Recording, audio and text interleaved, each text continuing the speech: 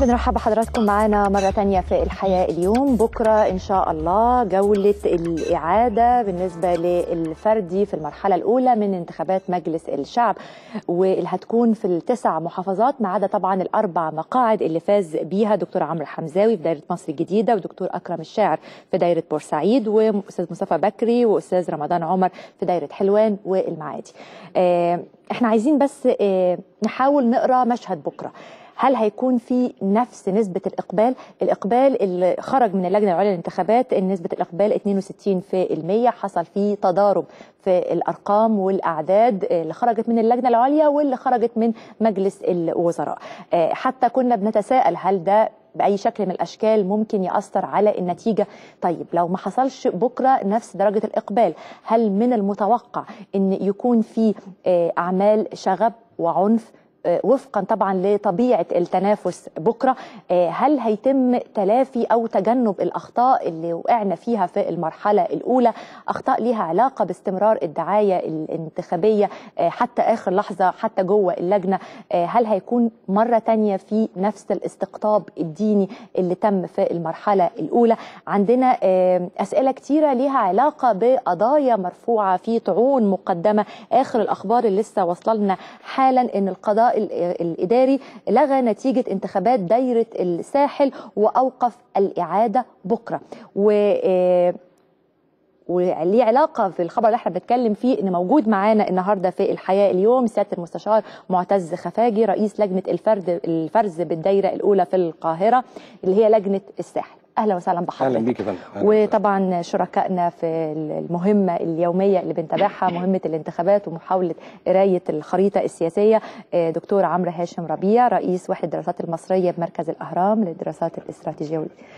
هو التايتل بتاعك كبير قوي يا دكتور عمرو، اهلا وسهلا بيك. واستاذ ايمن الصياد رئيس تحرير مجله وجهات نظر، اهلا وسهلا بحضرتك. يا سياده المستشار تحت امرك. عايزه افهم بس ايه قصه دايره الساحل؟ والله دايرة الساحل دايرة من الدوائر الكبيرة جدا في القاهرة، وتعتبر يعني من أكبر دوائر القاهرة، وبتضم 5 أقسام. حضرتك طبعا عارفة الأقسام بتاعتها اللي هي قسم الساحل وقسم رود الفرج، قسم الشرابية والزاوية الحمراء، وقسم قلنا الزاوية الحمراء والشرابية والساحل والشرابية، ساحل شرابية مرج، لا المرج لا، الزاوية الحمراء والشرابية والشبرا ورود الفرج والساحل بس. ايوه كده. واخده بال حضرتك؟ طبعا بتضم يعني دي لجان فرعيه كتيره جدا جدا جدا، لجان فرعيه فيها. فهو سعادتك بعد ما بتخلص اللجان الفرعيه وبتنتهي بعد ما خلصنا اليومين، المفروض ان اللجان الفرعيه دي بينقلوا الصناديق في اللجنه العامه، اللي هي اللجنه العامه دي في مدرسه اسمها مدرسه جلال فهمي تبع اسم الساحل. المدرسه دي بيبقى معمول فيها زي اسوان، على اعتبار ان الساده الزملاء بيجيبوا كل واحد الصندوق بتاعه وبيحضر مع الصندوق سواء المرشح او مندوب عنه عشان يحضر الفرز. فاللي حصل ان البدايه بعد ما خلصنا بعد ما خلصت الانتخابات الساعه 7 ابتدت الصناديق تيجي على الساعه 8، ابتدوا الزملاء يجيبوا الصناديق بتاعتهم ويجوا على اللجنه العامه. اللي حصل ان ابتدى الفرز بصوره طبيعيه جدا، صوره جميله ما فيهاش اي مشكله، لغايه ما حصلت زي فجوه امنيه. الفجوه الامنيه دي يعني ايه؟ خلت ان في ناس كتيره جدا دخلت من بره الى داخل اللجنه العامه اللي هي داخل اسوان الفرز. واصبح كميات الناس اللي هي الغفيره اللي دخلت يعني مجهولين الشخصيه، مش عارفين دول مين، لان هو كل اي مندوب بيبقى لابس عليه زي قميص كده بيبين ان هو مين هو ده او صفته او كده، عشان نعرف مين اللي جوه ونقدر ان احنا نحدد الاشخاص اللي هم اللي موجودين. فما الاعداد دي زادت ازيد من اللازم، فطبعا ابتدوا الاساتذه الزملاء يجيبوا الصناديق ويجوا، ما كانش فيه مكان لصندوق واحد انه يتحط في اللجنه من كتر كميات الناس اللي كانت موجوده. ابتدى بعض الزملاء يفتحوا الصناديق ويطلعوا الورق، فابتدت تجي لي شكاوي من بعض المندوبين ان في ناس ابتدوا ياخدوا الورق وفي ناس بتعلم عليه عشان يبطلوا اصوات. ابتديت اطلب في حضور القضاه. طبعا في حضور ما يعني زحام زحام فظيع يعني وفوضى، ما فيش اي كنترول عليها، ما فيش اي، كان امن موجود. طلبت الامن، ما كانش كان في كام قاضي موجودين في لجنه الفرز العام؟ لا هو حضرتك بالتحديد ما تقدريش ان انت تحددي، لان من الناس اللي موجوده كلها، لان انا قاعد زي حضرتك كده قاعدين يعني ايه على منصه والزملاء بيفرزوا في القاعه من تحت، فانت شايفه كل اللي شايفاه عباره عن روس. فانت مش قادره تحددي ده مين وده مين، مش قادره تحددي من كتر كميات الناس اللي كانت موجوده في داخل اللي هو الصوان ده، واخد بال حضرتك. فالمهم طلبت، بدأت الناس تاخد الورق. لا يعني في جات لي شكاوي من الكلام ده، ان في ناس ابتدت وبعدين في جات لي برضو بلاغات ان في بعض الساده القضاه ورؤساء اللجان مش عارفين يخشوا بالصناديق من بره من الشارع، ممنوعين، وان في مشاكل جامده جدا، وفي ناس بيبتدوا يضايقوهم ويعتدوا عليهم. فالمهم في الاخر لقيت يعني ايه احد الضباط جم، كان برتبه ملازم اول، وحاول قلت له لو سمحت انا عايز الناس دي كلها تطلع بره عشان نبتدي، ان احنا مش عارفين كده نفرز، لان كده انا يعني مضطر ان انا اوقف الفرز خشيه على على حياه زملائي وعلى الفرز نفسه. مش هينفع الفرز بالشكل ده، لانه مساله طبعا ما تمشيش خالص. يعني يتم الفرز ازاي بالصوره الفوضى اللي موجوده دي؟ فهو حاول انه يطلع الناس واطلق اعيره ناريه داخل الصوان عشان يخلي الناس تطلع بره، انما ما امكنش. اللي حصل ان بعد كده كانت فين قوات الشرطه العسكريه؟ كانت فين الشرطه العسكريه؟ والله هقول لحضرتك حاجه، انا ما عنديش علم كانت فين، انما بعد كده هم حضروا يعني بعد كده، بس بعد ما كانت الامور وصلت يعني الى التوب الى التوب. فهم لما جم قوات الشرطه قلت لهم حاولوا ان انتوا تطلعوا الناس دي عشان قوات الجيش، يعني هي قوات الجيش جت عشان يطلعوا الناس دي بره. فالحقيقه ما امكنهمش، لان كانت الكميات اكتر من ان هم يقدروا يطلعوا الناس دي بره، لان كانت هتحصل مشاكل اكتر من كده. فبعد ما لقيت ان الكل ابتدى فيه خطوره شديده جدا على حياه الساده القضاه والمستشارين والاستاذات اللي هم عندنا في النيابه الاداريه، اللي كانوا عندي برضو في اللجنه العامه، وان الفرز اصبح ان لو تم هيتم التشكيك في صحته، لا في صحه الفرز بالطريقه دي. فاصدرت القرار للساده الزملاء كلهم بانهم يحطوا الورق داخل الصناديق ويقفلوا عليها وتتشمع تاني، وقلت للقوات الجيش لو سمحتوا تحفظوا على الصناديق، وانا هوقف الفرز دلوقتي لغايه حين تامين المكان عشان يتم الفرز بصوره جديه، لان كده ما ينفعش. وفعلا حصل كده واوقفت الفرز تماما، وكل الزملاء حطوا الاوراق بتاعتهم داخل الصناديق واغلقوها، والجيش سيطر على الصناديق وامنها بعد ما الكل خرج والكل رجع تاني مكان.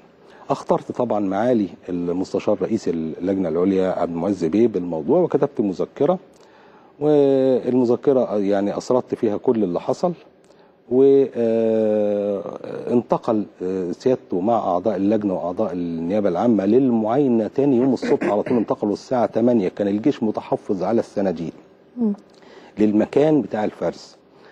وحضرتك بعد ما تمت المعاينه ولقوا ان المكان مؤمن، اتصلوا تاني بالساده الزملاء وتم الفرز من جديد، وتم استبعاد اي صندوق مشكوك في صحته. طيب على الرغم انه تم الفرز من جديد، وحضرتك بتقول انه تم استبعاد اي صندوق مشكوك في صحته، الا ان محكمه القضاء الاداري ابطلت والغت نتيجه الانتخابات وكمان اوقفت اجراء انتخابات الاعاده. يعني على المستوى القانوني نفهم ده ازاي؟ والله هقول لحضرتك حاجه، هو القضاء الاداري انا ما اعرفش ايه اللي تقدم فيه او قالوا فيه ايه، انا ما عنديش اي فكره، واول مره اعرف من حضرتك ان القضاء الاداري اوقف او كده، ما اعرفش. انما هي طبعا ده القضاء الاداري وشأنه، انما بقول لحضرتك ان النتيجه كانت نتيجه صحيحه والفرز صحيح 100%. وبعدين جميع الساده الزملاء والقضاة كلهم لما رجعوا السنه دي واي واحد بيلاقي ان في شك في صندوق بيستبعدوا على طول. بس الظاهر انه يعني وفقا للدعوه اللي اتقدمت وعدد من الدعاوى كمان اللي اقامها المرشحين في الدايره دي، اتكلموا عن خطا في الاجراءات. الصوره العامه اللي حضرتك حكيت عنها دلوقتي طبعا كانت صوره شديده الارتباك، وبالتالي كانت المساله مشكوك في صحتها. لا، ما انا هقول لحضرتك، في ناس قالت ان في اوراق لقوها مرميه بره اللجنه، اكوام من الاوراق، وحتى احنا عرضنا بعض الفيديوهات بتصور ده. هقول لسعادتك بقى على ايه قصه الاوراق، لان انا بشوف ان كل واحد بيجي وبيمسك ورق ويطلعه يقول انا لقيت الورق ده بره. الورق ده عندي كلجان او كلجنه عامه او اللجان الفرعيه اثناء الفرز مالوش اي قيمه خالص. ازاي مالوش قيمه؟ هقول لسعادتك ليه. يعني بمعنى الورق ده، نفترض الورقه دي عباره عن ايه؟ ورقه وفيها الرسومات بتاعت اللي هم الساده المرشحين او الرموز بتاعتهم، اللي هو رمز مثلا اي الرموز بتاعتهم، ورقه كبيره كده. الورقه دي لو بره قيمتها ايه؟ لا تشكل عند رئيس اللجنه اي قيمه. القيمه الوحيده في الورقه هي اللي داخل الصندوق، والقيمه الوحيده في الورقه هو اللي بيعلم عليها القاضي. يعني حضرتك بتروحي تنتخبي، حضرتك بتديله الورقه بيروح معلم عليها عشان يعرف ان الورقه دي بتاعته. طب لو الاوراق دي القاضي معلم عليها والمواطن مصوت او مدي صوته او معلم على المرشح او القايمه والورق ده موجود وسليم، عظيم جدا. هقول لحضرتك حاجه، الورق دلوقتي احنا نتفق على حاجه، ان الورق اللي جوه الصندوق هو ده الورق فعلا اللي تم الانتخاب عليه.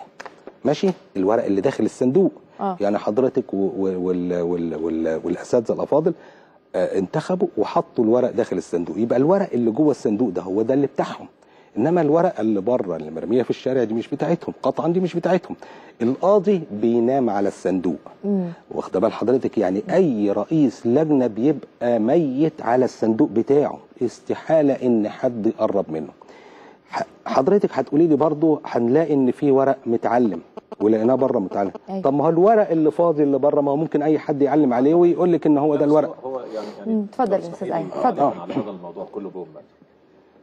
لازم نميز حين النظر الى مثل هذه الحوادث من منظورين مختلفين. في منظور قضائي بحت، وربما نفهم من هذا المنظور لماذا حكمت محكمة القضاء الإداري بهذا، رغم ان احنا لم نطلع على الاوراق، لكن ربما نستطيع ان نفهم حكمها جاء في اي سياق. ولكن هناك منظور سياسي اختصار بالغ. القضاء وسيادة المستشار بالتاكيد يوافقني على هذا، عندما ينظر في امر قضيه ما، اذا كانت هناك سطر واحد او قضيه او ورقه واحده ضمن 1000 ورقه او 100 او مليون ورقه، وربما يحكم ببطلان الاجراءات او بطلان الامر فرز في الدائره بالضبط. ولكن سياسيا ليس لهذا اي قيمه تذكر على الاطلاق. يعني دعونا نتفق على الاتي: كان هناك في الاجراءات، مش ليس فقط في لجنه الساحل وانما في كل اللجان، كان هناك بالتاكيد مشاكل اجرائيه عده. هذا كان ببساطه لانه لم يكن متوقعا هذا الاقبال الكثيف للغايه خالص اطلاقا. بدايه لم تكن هناك صناديق كافيه، لم يكن هناك قضاة كافيين، لم يكن هناك وقت اصلا كافي للتصويت. لهذا مثلا تجمهر بعض الناخبين عندما انتهى الوقت ولم يتاح لهم فرصه الادلاء باصواتهم. في النهايه سياسيا لا توجد مشكله. طيب، كل الاشياء اللي كانت غير متوقعه هل هيتم اخذها بعين الاعتبار بكره ان شاء الله؟ المشاكل اللي كانت موجوده في اللجان العامه من حيث طبعا الازدحام الشديد جدا، القضاء اللي شفناهم مفترشين الارض، كان في النهارده خبرين متضاربين. كان في خبر متعلق بقرار انه هيتم الفرز في اللجان الفرعيه، وبعدين خبر تاني نفى الخبر الاولاني. عشان كده احنا بعد الفاصل هنتكلم في الجزئيه الجزئيه دي، هنتكلم في الاخطاء وازاي هيتم التعامل معاها، الفرز يكون فين، وكل الاشياء اللي ليها علاقه بانتخابات بكره ان شاء الله في الاعاده بعد الفاصل باذن الله.